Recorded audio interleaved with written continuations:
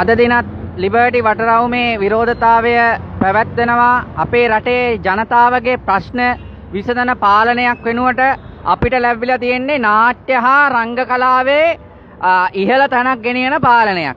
අපේ දේශපාලඥයෝ දේශපාලනය කරනවට වඩා හොඳට නාට්‍ය හා ඒ සංදර්ශන දැමීමක් සිදු කරමින් පවතිනවා. මොකද අපේ රටේ මිනිස්සුන්ගේ ප්‍රශ්න නෙමේ පාලකයන්ගේ ප්‍රශ්න. පාලකයන්ගේ ප්‍රශ්න වෙනයි මිනිස්සුන්ගේ ප්‍රශ්න වෙන කොහෙවත්.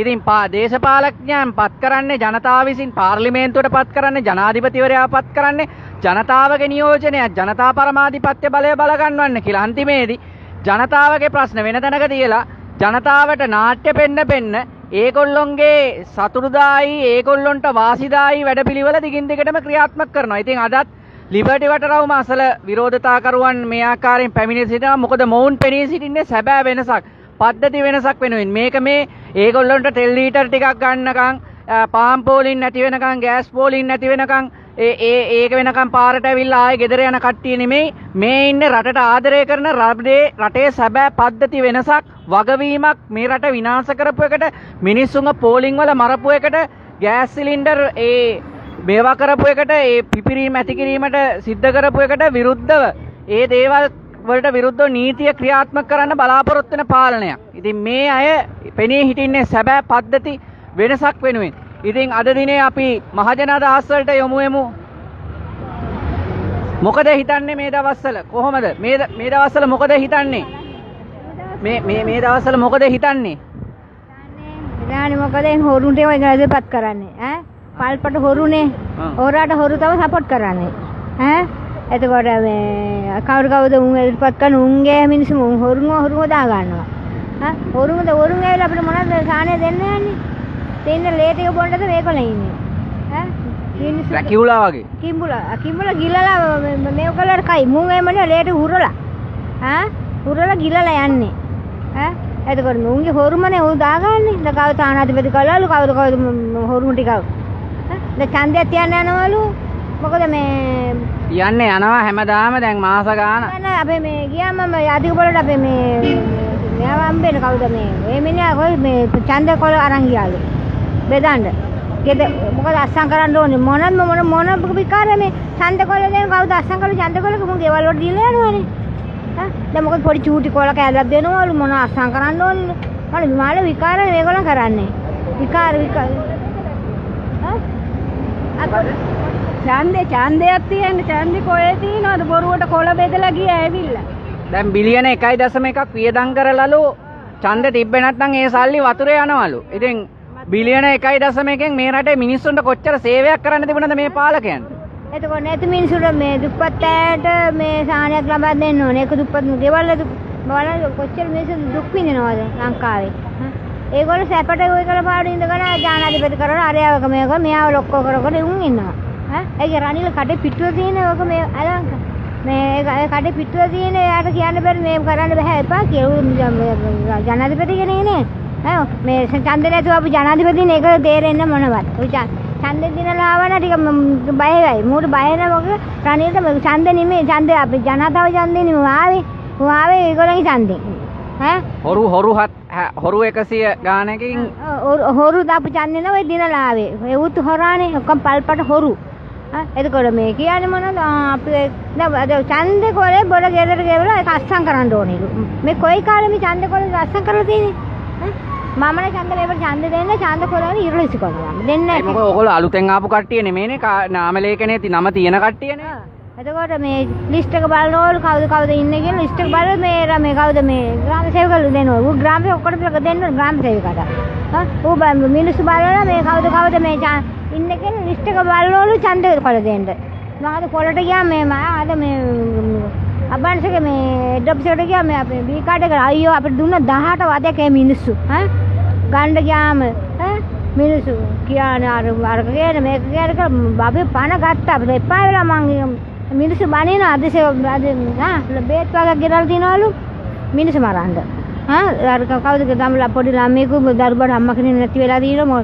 එතකොට මේ මට අදත් ආරංචියක් ආවා මේ ඇස් වලට බේත් දාලා ඇස් පොට්ට වෙලා දෙන්නේ. හානි වෙලා තියෙනවා ඒක. ඒක හානි සිද්ධ වෙන මොන බේද ලංකාවට ගිය මිනිස්සු මොකද මම හිතන්නේ ගොඩක් වෙලාවට බෙහෙත් දැන් පිටින් එනවා එක එක විවිධ මාර්ග වලින්. ඒක හරහා ලොකු ප්‍රශ්නයක් ඇති වෙලා තියෙන්නේ. එදා මේක දිහා නිවුස් එක මම ආගෙන හිටියා මම බැලුවේ කවුද මේ අගමැතිට ගෙන ඇවිල්ලා සිල්ල රටින් කොයි බේත් වාගියා. කොයි බේත් ටික? ඒක ડોක්ටර් හානවා ඕගොල්ලෝ ලංකාව ඕගොල්ලෝ මේ ආණ්ඩු වෙන බේත් ගෙන්නා නෙමෙයි මිනිස්සු මාරන් බේත් ගෙන්න ડોක්ටර් හානවා. ඈ එතකොට ඒගොල්ලෝ ડોක්ටර්ස්ලා මිනිස්සු බනින්නේ මැරුවා කියලා ડોක්ටර්ස් මනා කරලා. ඒගොල්ලෝ හරි බේත ගෙනන් දැන් ලෙඩුණා. දැන් අද මේ අල්ලපු එක අක්කා කෙනෙක් ඉඳන් ආගෙන ඉඳලා මම දැන් මැරෙනවට වඩා මම දැන් ප්‍රමිතිය ප්‍රශ්නයක්. ඇස්ට කොච්චර ලොකු වටිනවා ඇස්ට මිනිස්සුගේ. ඈ ඒ බේද අංකූලතාවයි කියලා මාධ්‍ය වාර්තා තිබුණා. සර්ජරි කරලා. ඒ බේද දාලා ඒ මිනිස්සු මගේ අම්මටත් එහෙම වුණා මේ මෑතකදී මේ කොරෝනා වලින් පස්සේ අම්මා මේ කාචේ මාරු කරා. එයාට ලොකු අමාරුවකට ලක් වුණා. මාස දවස් ගාන සුමාන ගානක් ඉස්පිරිතාලේ ඉන්න උනා. හැබැයි මම නම් උදැන්න දෙයියන් අපිට මට මොකුත් උනේ නෑ. මම කාචේ දාලා තියෙන උකට මොකුත් උන්නේ නෑ. මේ කොරෝනා වලින් පස්සේද? නෑ කොරෝනා 2019 මම ඒකනේ. ඒ වෙලාව මොකුත් මේක පස්සේ අපේ අම්මගේ පස්සේ කරේ. එතකොට දැන් මට කාචේ දාන්න මට බයයි යන්න. ආයි මොන හැත් පොට්ටකොල දායි. ඒකට වැඩි එක හැපෙන්න ඇති මට. අනේ හැත් පොට්ටකොල නේද? මම දරුවා මේ දරුවා වුණාට මට මරණොත් මම බය නැහැ. මොකද මට දරුවෙක් ඉන්න මම බයයි. මම ජීවත් වෙන්න ඕන තව. දරුවා වෙනුවෙන්. දරුවා වෙන මම ජීවත් වෙන්න. මොකද මේ අර අලපට අක්කා කියනවා මේ අනුරාධපුරේ කොහොද ආවල ඇස්තුවට මොකද? පොතේ වෙනිචෙස්සේ පොට්ටකොල මම බේත් වගේ දැම්ම දැස් එක පේන්නේ නැතු කියලා. ඔව් අපේ අම්මටත් එහෙම බෙහෙතක් දාන බෙහෙතකට තමයි අමාරු උනේ. ඇලර්ජික් වුණා. එතකොට මේ මිනිස්සු මොනවාද? ඊට පස්සේ ඒක කියපුවම ඒකම ආයෙ ගන්න මේ වතුරට කලවම් කරලා ආයෙ ගන්න කිව්වා. ඒත් ඇලර්ජි එක එහෙම්මමනේ. එතකොට ඇස් පොට්ට වුණාම ඒකල කන්න දෙයිද? ඒ ගෙදර මිනිස්සු කොච්චර පාඩුවද කොහේ පාප්පයද මේක? මේ මිනිස්සු මේ වගේ මුන් කරන්නේ නේ? දත් ගලවන්න යන්න බයයි මම. මොකද මොනවා විදිහද කවුද දන්නේ? මැරෙන්න විදිහ දන්නේ නැහැ. එහෙම දත් ගලවන්න බයෙන් ඉන්නේ සෞඛ්‍ය පද්ධතිය ගැන. ඉතින් මේක පැහැදිලිව අපේ රටේ පාලකයෝ මේ පණිවිඩය තේරුම් ගන්න ඕනේ. අපේ රටේ සෞඛ්‍ය පද්ධතියේ මේ ආණ්ඩුව සල්ලි හරියට ලබා නොදීම මේ කොස් කටින් මේ දේවල් බෙහෙත් ලබා නොදීම නොගෙනීම වෙනත් මාර්ගයෙන් අනිත් පාර්ශව බෙහෙත් ගේම මේ සියල්ල තුලින් අපේ රටේ සෞඛ්‍ය පද්ධතිය කෙරේ මිනිස්සුන්ට විශාල බයක් ඇතිලා තියෙනවා. මේ මෙතුමිය ඉදිරිපත් කරන්නේ ඒ බය කලකිරීමකුත් තියෙනවා. අපේ රටේ මොනවා ගැනද කලකිරීමක් නැත්තේ? ඉතින් අපේ ළමයිට බේස් නෑ ගන්න. පාම ඉස්පිරිතාලෙන් බෙහෙත් දෙන ප්‍රමාණය ප්‍රාමිසි වලින් ගන්න දෙනවා තුන්ඩු ලියලා. ඉතින් කොහමද ගන්නෙ අපි? ඉතින් සල්ලි තියනවා නම් කෙලින්ම එහෙනම් ප්‍රයිවට් හොස්පිටල් එකට ගියා නම් ඉවරයි. ඉවරයිනේ මේ බොරු වැඩක්නේ. ඔක්කොම බොරු තමයි. ඔරු කට්ටිය තමයි කැරකි. ඒ උනාට රුපියල කොට ඇවිල්ලා. රනිල් තමයි හොඳටම කළේ. අපෝ කියලා වැඩක් නැහැ රනිල්ගේ කෙරුවාව. වැඩක් නැහැ කියලා. ඔබ අල්ලන් ඉන්නේ බෝඩ් එක. මම ටැක්ස් කැපනවට විරුද්ධ නොවෙමි. උන් හොරා කාපුවා මගෙන් අය කරගන්නවට විරුද්ධ වෙමි. දැන් සරලව කිව්වොත් IMF එකට කලින් ගියා නම් මෙච්චර බදු ගෙවන්න ඕනේ නෑනේ. මෙච්චර රට බංකොලොත් වෙනකන් හිටියනේ මේගොල්ලෝ IMF යන්න. මේගොල්ලෝ බලන්නේ ඔක්කොම ඒගොල්ලෝ මේ රජකම් කරන්න දෙය මම නා කියන්නේ ටිකම කැරකිලා එනවා රජකම් වලට. හොරුම තමයි කම්බෝරු. තමයි හොරාට හොරා කපු හොරුනේ. ඈ හොරු කම්බ හොරු. කරුන්ගේ තුරු කම්බ හොරු. අපේ රටේ 2015 මැතිවරණය තමයි ඇත්තටම මේ රටේ පිළිගත්ත ප්‍රජාතන්ත්‍රවාදී මැතිවරණය. මොකද හේතුව ඒකේ මාතෘකාව ඇත්තටම හොරා කෑමට විරුද්ධභාවය. ඒකෙන් ඇවිල්ලා හොරු ටික අල්ලගන්න බැරි වල හොරුත් එක්ක මේ යහන්ගත වෙච්ච රනිල් වික්‍රමසිංහට දැන් අද සිද්ධ වෙලා තියෙන හොරු අල්ලන්න කරයිද? Tamanta කරන් තමන්ගේ මැතිවරණ ඡන්දෙන් ආපු වෙලාවේදී දින්න ජනවරම ක්‍රියාත්මක කරගන්න බැරුව හිටපු රනිල්ලුන් නැහැ මේ පස්ස දොරෙන් ආපු වෙලාවේ හරියට කරයි කියලා හිතනවා නම් ඒ මිනිස්සු ගිහිල්ලා ඉස්ලාම මානසික වෛද්‍යවරයෙක් හම්බෙන්න ඕනේ. මගේ මතය අනුව. කල්ලියට ඕම දැම්මා. එතකොට හොරා හැල්ලුවද?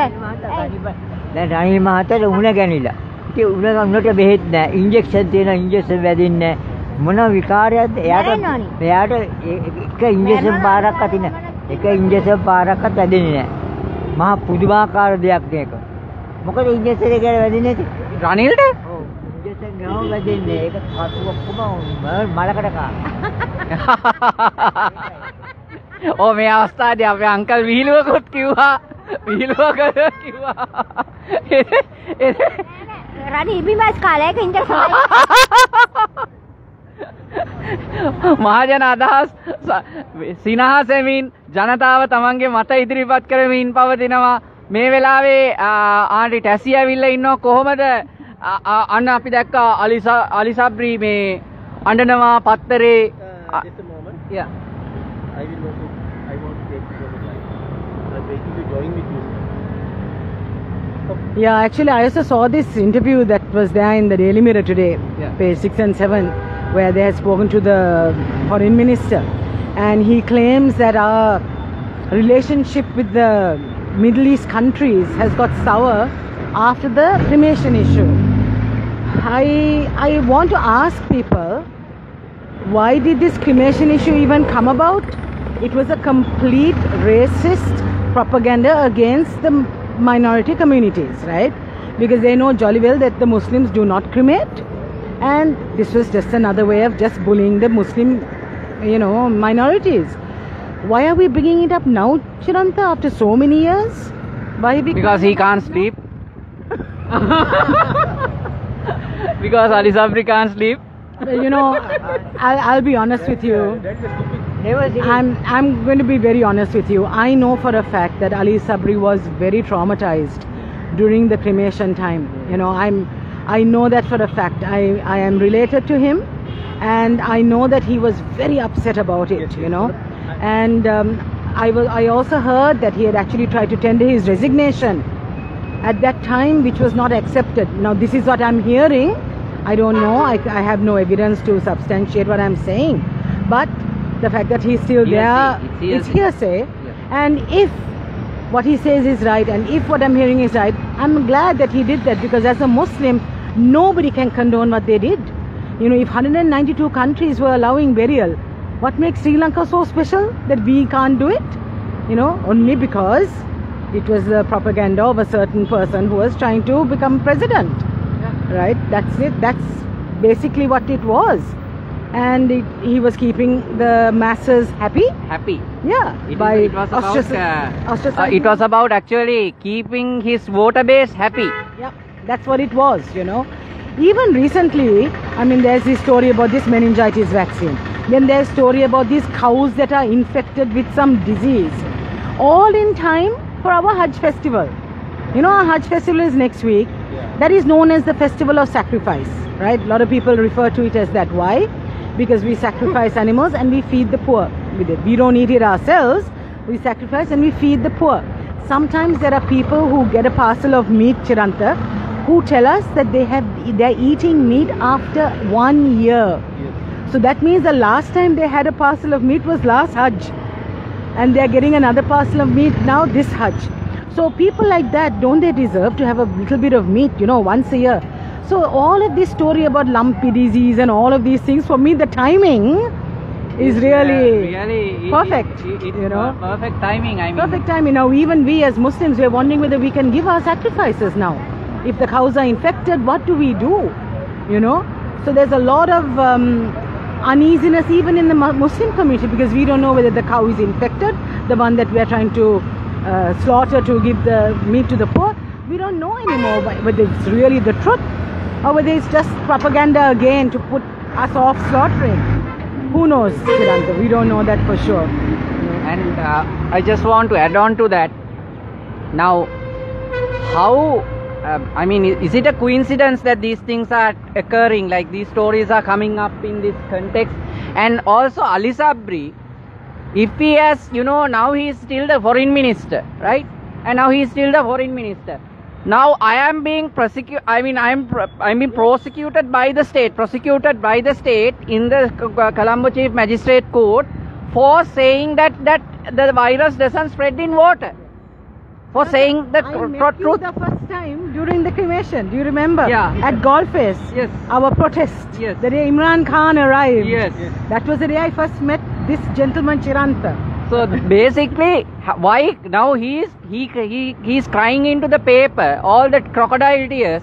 Why the government is still, after so many years, still going against me for that, saying that what's the basis? The CID is not part of the state. it's part of some other country. I mean, this is a joke, no? The ministers, for them to get their, voter base back, to get the empathy and sympathy of the people, they are coming and making statements, but by action. But only the words of the mouth, but by action, they have not done what needs to be done. They can make statements, but actions speak louder than words. Ali Sapri should understand that. I mean, the amount of people who are traumatized, Shiranta, with their and loved where ones. is justice for doing that? He said, she said, we were misled. I mean, I met Professor Tissa Vitarana. Okay. Professor Tissa Vitarana, who was actually, he was a minister. He was part of the Pohottua, that coalition back then. And he was an expert who openly came and said it doesn't spread in water. And he was an expert. And their own people were saying it and they were not accepting. Gotabaya was such a low-class third-grade man, That was the level he was this. Even now the extremists, Ravindra Manoj Kamage, who I confirm that he is the legal director to the President Wickramasinghe. He is a bloody racist. Not that Manoj Nanayakara, Ravindra Manoj Kamage, he is a racist. He has been with Gota and he was there with him during the election results. They were with him. I mean, these guys, bloody racists, are now with Ranil Wickramasinghe, and some people believe that Ranil is not a racist. He is a racist, but he doesn't say it. He doesn't show it. He is the crafty of the. He is the president of the people. Right? Don't say that, Chiranta. Ranil tamai hondama kale kiwwa nan harida. So, other, you want to say? You want to say something? Yeah, come back. Okay. ඉතින් Chris අද liberty වටරාව මේ උද්ඝෝෂණයට ඇවිල්ලා ඉන්නවා Chris. ඉතින් මොකද හිතන්නේ? ඉස්සලා අපි මේ පොලිසිය ඇවිල්ලා තියෙන පොලිසියට ස්තුති කරන්න ඕනේ. බොහොම අපිටත් කලින් ඇවිල්ලා තැන අල්ලගෙන ඒක හොඳයි. අපි වෙනුවෙන් තැන වෙන් කරලා අපිව බලා ගන්න පොලිසියෙන් එන එක නෑ මේකනේ. අපේ මහජන මුදලින් ඔය ඇවිදින සපත්තුත් දාන්නේ යා. ඔහොම සල්ලි වේදම් කරනකොට ඉතින් ඕක තමයි දෙන ආරක්ෂාව. ඉතින් අපි ඒක අගය කරනවා. ඉස්ලාම ඒගොල්ලෝ ස්තුති කරලා මේ මම කතා කරන්න කැමති මේ බෝඩ් එක මම අල්ලන් ඉන්න බෝඩ් එක ගැන. ඒ කියන්නේ equal application of the law. No one is above the law. ඒ කියන්නේ නීතිය ඔක්කොමලට සමානව ක්‍රියාත්මක කරන්න කියලා. කවුරුත් මේ නීතියට ඉහළින් නැහැ කියලා කියන එක. අර මේ අවුරුදු දෙකමාරක් තුනකට කලින් අර ගෝඨාභය රාජපක්ෂ ඡන්දය මේ එයා කියාගෙන ආවේ එක රටක් එක නීතියක් කියලානේ. හැබැයි ඒක නම් අපි දැක්කේ නෑ. දැන්ුත් එයාව අරගලයෙන් පන්නලා එයා වෙනුවෙන් එයා මේ රාජපක්ෂලව නියෝජනය කරන රනිලුත් ඒ විදිහටමයි යන්නේ. දැන් අපි දැක්කා මේකනේ චිරන්ත ඉතින් සතියෙන් සතියට අලුත් මාතෘකා එනවා. ඉතින් දැන් මේ එක මාතෘකාවක් තමයි දැන් මේ මම දැක්කා ගිය සතියේ මේ සතියේ පත් කරලා තියෙනවා රෝහිත බෝකොල්ලගම මේ බ්‍රිතාන්‍යයේ තානාපති හැටියට. දැන් රෝහිත බෝකොල්ලගම මහා නාකියෙක්නේ. වෙන කවුරුත් නැද්ද මේ රටේ? මේ සිවිල් සර්විස් ඒ කියන්නේ විදේශ මේ සර්විස් එකේ ඉන්න ක්වොලිෆයිඩ් කට්ටිය නැද්ද? 70 පැන්න කට්ටියමද පස්සෙන්මද අපි යන්නේ? එක පැත්තෙන් ඇවිල්ලා ජනාධිපති පාර්ලිමේන්තුවේ කියනවා දොස්තරලයම 65න් 60න් මේ රිටයර් වෙන්න ඕනේ කියලා. ඉංජිනේරුවෝ රාජ්‍ය සේවකයෝ. මෙන්න මේ මොකද මේ ෆොරින් සර්විස් එකට අවුරුදු 70 පයින් කට්ටිය දාන්නේ? අද ගිය පාරෙත් මොකද රෝහිත බෝගොල්ලම කරේ? ගිය පාරෙත් මිනිහාගේ දුව දානවා එක තැනක. පුතා දානවා වෙන ප්‍රයිවට් සෙක්‍රටරි මේ සෙක්‍රටරි සෙකන්ඩ් සෙක්‍රටරි ඒකනේ කරන්නේ. ඉතින් ඒ පරණ සිස්ටම් එකකටමනේ යන්නේ. චිරන්ත. ඉතින් ඒකයි අපි කියන්නේ මේ නීතිය වෙන කවුරු තරුණ කට්ටිය නැද්ද? මේ සිවිල් සර්විස් එකෙන් ආපු රනිලට තරුණ කට්ටිය නැද්ද? සිවිල් සර්විස් තරුණ කොල්ලවත් නැද්ද? ඒක වෙනම සබ්ජෙක්ට් එකක් මම හිතන්නේ වෙනම දවසක් කතා කරන්න ඕනේ. ඒක නෑ මම කියන්නේ ඇත්තට. ආගලට ඉන්නවද දැන්? ක්වොලිෆයිඩ් වෙච්ච මේ දැනුම තියෙන මේ ෆොරින් සර්විස් එකෙන් පහත ඉඳන් උඩට ආපු එක්සෑම්ස් කරපු කට්ටිය නැද්ද?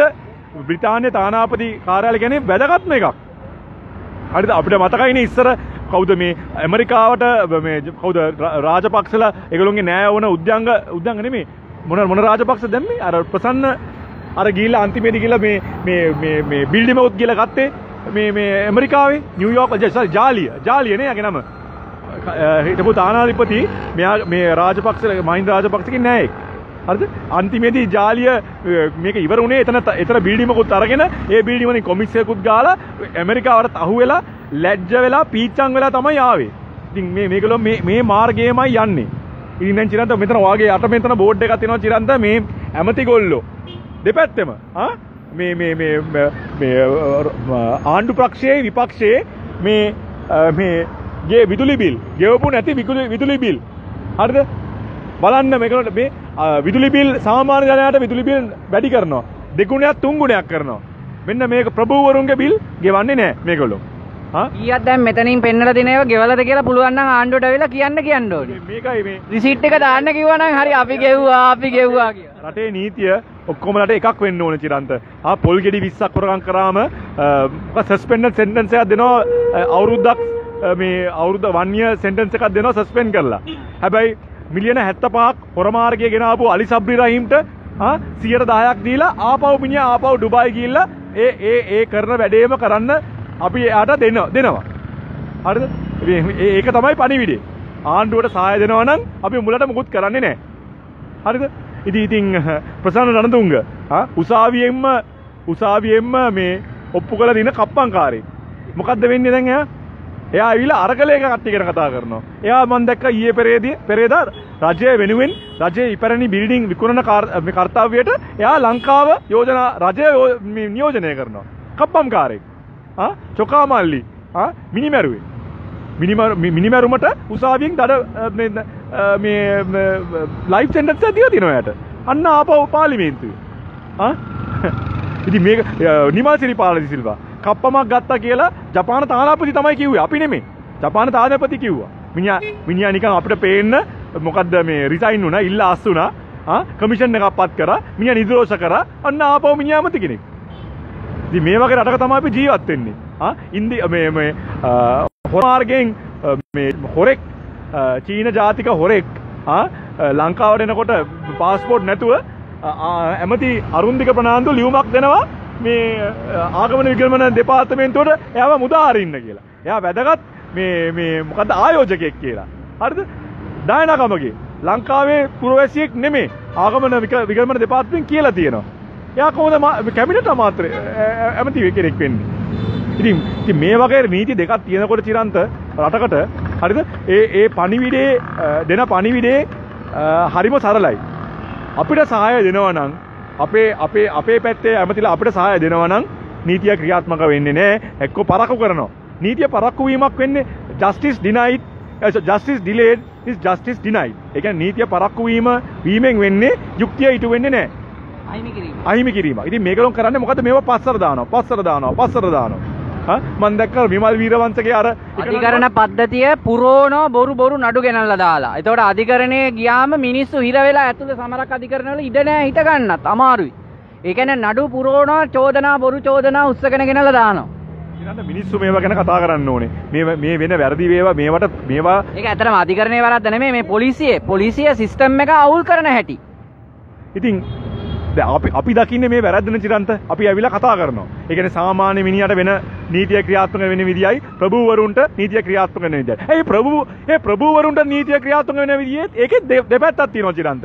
ප්‍රභූවරුන්ගේ කියන්නේ දැන් කියමු ඔයා මේ මොකද්ද මිනිස්ටර් මේ MP කෙනෙක් මොකද්ද වචනේ മന്ത്രി කෙනෙක් නම් ඔයා මේ මොකද්ද කවුද ලොහන් රත්ත්ත වගේ හිරේට මේ වැලිකට වන්දනාවට පැනලා කමිෂන් රිපෝට් එකෙන් කියලා තියෙනවා වැරදිකාරයා කියලා මේ ඔප්පු වෙලා තියෙනවා නම් මොකද්ද පොලිසිය කියන්නේ? නෑ පාර්ලිමේන්තුවෙන් කියනකම් අපිට ආව අත්අඩංගුවට කැබිනට් එකෙන් කියනකම් අපිට අත්අඩංගුවට ගන්න බෑ. හැබැයි ඔන්න තව ප්‍රභූවරයෙක් කියන්නේ 225න් තව එක්කෙනෙක් ජී පොණ්ණාම්බලම් එයා ආණ්ඩුවට සහාය දෙන්නේ නැති එක්කෙනෙක් නේ. අන්න අර අපි දැක්කනේ අර නැගෙනහිර පැත්තේ උතුරු නැගෙනහිර පැත්තේ මොකද්ද බහින් බස් වුණා තා පොලිස් ඔෆිසර් කෙනෙක් එක්ක අන්න ඒකට අරෙස්ට් කරා. එතන කැබිනට් එකෙන් අනුමැතිය දුන්නද? ඉතින් මේ පොලිසියේ ක්‍රියා මොකද ස්පෝක්ස් පර්සන් නිහාල් තල්දුව තමයි මේක කියන්නේ. ඉතින් මොකද්ද මේ චිරන්ත මෙතන වෙන්නේ? ඒ කියන්නේ සාමාන්‍ය ජනයාට වෙනයි. ප්‍රභූවරුන්ට වෙනයි. ප්‍රභූවරුන්ගේ ඇතුළේ ඉන්න മന്ത്രിවරයන්ට රජයට උදව් දෙන රජයට සහාය දෙන മന്ത്രിවරුන්ට එක නීතියක්. රජයට සහාය දෙන්නේ නැතිනේ മന്ത്രിවරුන්ට සහ සුළු ජාතික කියන්නේ මොකද්ද ජීජී පොන්නම්බලම් එකක් එයා රජයට සහාය දෙන්නේ නැති മന്ത്രിවරයෙක්නේ. අනිත් එක එයා සුළු ජාතිකයෙක් දෙමළ ජාතිකයෙක්. ඒක නිසාද නීතිය වෙනස්. ඉතින් මේවා ගැන තමයි චිරන්ත අපි කතා කරන්නේ. මිනිස්සු මේවා දැක අනිත් පැත්ත බලනවා නම් ඒකෙන් වෙන්නේ මේමයි. අපිට කරන්න දෙයක් නැහැ. මොනා කරන්නද? මේ තෝරලා පත් කරපු කට්ටිය අපි වගවීමක් බලාපොරොත්තු වෙන්නේ නැත්තම් මේ 225 කින් ඒගොල්ලෝ වෙනස් වෙන්නේ නැහැ චිරන්ත. දිගටම මේ බෝගොල්ලෝගම වගේ කට්ටිය පත් කරයි. හරිද? කවුද නවීන් දිසානායක වගේ කිසිම වැඩක් කරපු නැති කිසිම රටට මොකද්ද එයා කරලා තියෙන වැඩේ නවීන් දිසාන නෑ. මොකද්ද කරලා තියෙන වැඩේ? අපිට එන්ටර්ටේන්මන්ට් අපිට මේ රටට එන්ටර්ටේන්මන්ට් එකක් දෙනවා මිනිහගේ TikTok අර ගොන් වීඩියෝස් ටික දාලා ඒ ඇරෙන්න හරිද? ඒ 225 අඩුවනේ එයා ඒකවත් දෙනවා අපිට. මේ අපිට එහෙමවත් ආතල් එකක් දෙන්න. හැබැයි ඇත්තම කියනවා නම් මොකද්ද එයා කරන්නේ රටට? හැබැයි දැන් මොකද රනිල් ගිහිල්ලා කරන්නේ? අපේ ජනාධිපති ගිහිල්ලා එයාගේ මං දන්නේ මොන දක්ෂතා නිසාද කියලා ආණ්ඩුකාර තත්ත්වයට පත් කරනවා. ඉතින් මේවා කියනන්ත අපි මිනිස්සු ඇවිල්ලා කතා කරන්නේ නැත්නම් මේවා දිගින් දිගටම වෙනවා. අපි මේ මොකද්ද පොහොට්ටුවට විරුද්ධව UNP එකට විරුද්ධව ඉන්න කට්ටියක් නෙමෙයි. අපි මෙතන ඉන්නේ රටේ හොඳක් වෙනවට අපි රටට ආදරය කට්ටිය අපි බලාපොරොත්තු වගවීමක් සිස්ටම් චේන්ජ් and accountability. හෙට සජිත් ජනාධිපති නම් හෙට අනුර කුමාර ජනාධිපති නම් ඒගොල්ලෝගේ අතින් මේ වගේ වැරදි වෙනවා නම් අපි එළියට ඇවිල්ලා කතා කරනවා. හරිද? අපි ජනයා පාලකයන්ව ඒ පුටුවලට පත් කරන්නේ ජනයා. හරිද? පාලකයන් ඒ පුටුවලට පත් කරලා අනේ අපිට මුකුත් කරන්න දෙයක් නැහැ. උන්ට ඕන දෙයක් කරපු දෙන් ආපහු ඊළඟ ඡන්දෙන් අපි වෙනසක් කරමු කියලා හිතන් ඉන්නවා නම් එහෙනම් මේ රටේට අබසරණම තමයි වෙන්නේ. හරිද? අවුරුදු 75ක් මේ නිදාස හම්බ වෙලා අපි මෙතන නම් මේගොල්ලෝ අපිව බංකොලොත් බවට වත්තලා හිතනවා නම් තව අවුරුදු 5ක් බලාගෙන ඊළඟ ඡන්දෙන් මෙතන වෙනසක් කරන්න කියලා හිතන්න එපා. මේගොල්ලෝ ගොඩක් මොකද්ද කියන්නේ? ඒගොල්ලෝ දන්නවා මිනිස්සුන්ව කොහොමද රවට්ටන්නේ. හරිද? දැන් මොකද්ද වෙලා තියෙන්නේ? අපි හිතුවනේ ආපහු ජාතිය ආගම රට ජාතිය ආගම අනතුරේ ඒ සබ්ජෙක්ට් එකෙන් ආපහු මිනිස්සු රැවටෙන්නේ නැහැ කියලා.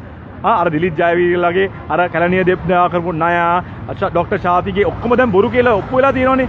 ඒත් ආපහු මිනිස්සු ඒ පාරේ යනවනේ චිරන්ත. ඉතින් මේ දේශපාලන 225 දන්නවා ඒ ඡන්දයක් එනකොට ඒගොල්ලොන්ගේ පැත්තට ඡන්ද ටික ගන්න මොකද්ද කරන්න ඕනේ කියලා ඒගොල්ලොන් දන්නවා. ඔව් විශේෂයෙන්ම මේ කාරණාවේදී කස්සප ස්වාමින් වහන්සේ වෙනුවෙන් පෙනී හිටින්නේ රවීන්ද්‍ර මනෝජ් ගමගේ. ඔව් එයා ජනාධිපතිගේ ජනාධිපතිගේ නීති අධ්‍යක්ෂක කෙනෙක්. දැන් කවුද කස්සප ස්වාමින් වහන්සේ පිටිපස්සේ ඉන්නවයි කියලා මේ ජාතිවාදය අවුස්සගෙන මේ රටේ මේ කියන්නේ ජාතීන් අතර ආගම් අතර අසමගියක් ඇති කරනවා මාර්ගයක යන ප්‍රකාශ කරගෙන යන ඒ ස්වාමින් වහන්සේ පස්සේ කවුද ඉන්නේ? Facebook account එක මොකද්ද වෙලා තියෙන්නේ මේ අයින් කරලා Facebook එක සස්පෙන්ඩ් කරපු ස්වාමින් වහන්සේ පිටිපස්සේ කවුද ඉන්නේ? එතකොට දැන් ඉන්නේ එතකොට මහින්දගේ මේ නීති අධ්‍යක්ෂක නම් නෙමෙයි. ගෝඨාගේ නීති අධ්‍යක්ෂකත් නෙමෙයි. ගෝඨාබේත් එක්ක හිටපු ඡන්ද වෙලාවේ මැතිවරණ ප්‍රතිඵල වෙලාවේ එකට හිටගෙන හිටපු රවීන්ද්‍ර මනෝජ් ගමගේ ජාතිවාදී වැඩපිළිවෙල වලට Facebook එකේ දාලා අද ඔහුගේ පරණ පෝස්ට් එකක්වත් නැහැ. පෙන්වන්න කියන්නේ ඒකේ පරණ පෝස්ට් එකක්වත් 2022ට කලින් මුකුත් නැහැ. ඒ කියන්නේ හැංගිලා හංගගෙන වහගෙන ඔය මගුල කරනවට වඩා හොඳයි රෙද්දක් යන චීත්තයක් යන පාරේ යනවා. මම නම් කියන්නේ ඒක චීත්තයක් යනගෙන පාරේ යනවා හොඳයි. මේ ගරුත්තයි ඔය වගේ පෝස්ට් මකාගෙන කවුන්ට් ආහක් කරගෙන ජනාධිපති කාර්යාලය මම මේක 4 වටේ කෝල් කරලා තමයි කන්ෆර්ම් කරගත් ජනාධිපති කාර්යාලයෙන් ජනාධිපතිවරයාගේ නීති අධ්‍යක්ෂක කෙනෙක් තමයි මේ කස්සප හාමුදුරුවෝ වෙනුවෙන් උසාවියේ එන්නේ කියලා. හරිද වැඩි? අපිට චිරන්ත මේ රටේ බරපතල මූල්‍යම හොරකම් වෙලා තියෙනවා. මේ රට බංකොලොත් වෙලා තියෙන අවස්ථාවක. හරිද? මහජන බැංකුවෙන් මේ බොල් ණය කියලා මිලියන 54000ක් කපා හරින්න හදනවා. හරිද? ඒකත් අපිට දැනුවත් කරාට අපි රසමානික්කම් ශානික රසමානික්කම් മന്ത്രിවරයාට ස්තුති කරන්න ඕනේ. නැත්නම් අපි දන්නේ නැහැ මේක. හරිද? කෝප් වාර්තාව අපිට මේ හෙලි කරා. ඒකේ අපි දැක්ක පළවෙනි වැඩි මේ ඔය මිලියන 54000න්. අර කියන්නේ බිලියන 54න් ඉහළටම ඉන්න 10 දෙනා කවුද කියලා. ඒකේ සමහර කට්ටිය අපේ ජනාධිපතිගේ සමීපම ආධාරකරුවන්. හරිද? ඉතින් ඒ වගේ තත්ත්වයක් තමයි තියෙන චිරන්ත. ඔය ආධාරකරුවන්ට විරුද්ධව නීති ක්‍රියාත්මක කරන්න පුළුවන්ද? රාජසන්තක කරන්න පුළුවන්ද දෙයක? දැන් සාමාන්‍ය මිනිස්සු දැන් මේ අපිව මේ කතා කරනවා දැකලා සාමාන්‍ය මිනිස්සුන්ට රනිල්ට හුරේ රනිල් කිව්වොත් මං හිතන්නේ ෆිනෑන්ස් වාහනේ උස්සන් යන්නේ නැති වෙයි. සාමාන්‍ය මිනිස්සු වාහනයක් ලීස් කරලා 3 wheel එකක් ලීස් කරලා මොටර් සයිකල් එකක් ලීස් කරලා වාරයක 3-4ක් ගෙවන්න බැරි වුණාම මොකද්ද වෙන්නේ? සීසර්ලා ඇවිල්ලා ඕක සීස් කරනවා. නැත්නම් ඒකට ප්‍රශ්න පිට ප්‍රශ්නේ. හරිද? මේගොල්ලෝ බිලියන ගණන් හොරකම් කරලා මොකද්ද නීතිය ක්‍රියාත්මක වෙන්නේ නැහනේ. ඔවා කපා හරින්න හදනවා. කපා හරිනවා කියන්නේ මොකද්ද වෙන්නේ කියලා අන්ත මේවා ආණ්ඩුවේ බැංකුනේ අපිනේ මේවා ගෙවන්න යන්නේ. අපෙන් තමයි මේවා අය කරන්න යන්නේ. මහ ජනතාවගේ මුදල්. සරලව කියනවා කියලා මම මේකෙන් නවත්තන්නම්. ඕකෙන් දෙන පණිවිඩය. අපිට මේවා බලන් ඉන්න ජනයාට දෙන පණිවිඩය කියන්නේ උඹලා හොරකම් කරනවා නම් බිලියන ගණන් හොරකම් කරපන්. ඒ වගේම රනිල්ට කඩේ යමන්. ඔව් බිලියන ගණන් හොරකම් කරන්න කවුරු හරි බලවත් දේශපාලඥයෙක් අල්ලගන්න. නීතිය ක්‍රියාත්මක වෙන්නේ නැහැ. වර පොල් ගෙඩි 10ක් පොඩි කොමිස් එකක් වගේ එකක් හොරකම් කරොතින් රුපියල් 1000ක් රුපියල් මේ ලීස් මෝටර් සයිකල් එකේ ලීස් එක මාස 3ක් ගෙව්වේ නැත්නම් උඹලට නීතිය ක්‍රියාත්මකයි. මහා පරිමාණයෙන් ක්‍රියාත්මක අපි ඕගොල්ලෝව බේරලා නීතිය තිබ්බට අපි ඕගොල්ලෝව බේරලා ගන්න අපි දන්නවා කොහොමද කරන්න කියලා. අන්න ඒක තමයි පණිවිඩය. ඉතින් ඒව වෙනස් කරන තමයි චිරන්ත අපි මෙතන ඉන්නේ. ඒක තමයි සැබෑ වෙනසක්. පද්ධති වෙනසක් වෙනුවෙන් තමයි ලිබර්ටි වටරාව මසල මේ විරෝධතාවය සිදුවන්නේ. ඔබටත් පුළුවන් සෑම අඟහරුවා බ්‍රහස්පතින්දා දිනකම සවස 5මාරත් 6මාරත් අතර කාලයේදී මේ සඳහා සම්බන්ධ වෙන්න. මේ ජනතාවගේ අයිතිය, ජනතා පරමාධිපත්‍ය බලය ඔබේ රට, මගේ රට, අපේ රට ලස්සන රටක් වෙන්නට, හැමෝම ලස්සනට ජීවත් වෙනවා දකින්නට තමයි අපි මෙතනට එන්නේ. අපි වෙනුවෙන්ම නෙමෙයි, ඔබලා සියලු දෙනා වෙනුවෙන්. ඔබලාගේත් වගකීම ඉටු කරන්න පුරවැසියන් හැටියට. බොහොම ස්තුතියි. එහෙමනම් ආදරේ අරගලයට ජය වේවා. ශ්‍රී ලංකාවට ජය වේවා. යහපත් රටක්, ලස්සන රටක් අපි හැමතෙම උදා වේවා. බොහොම ස්තුතියි.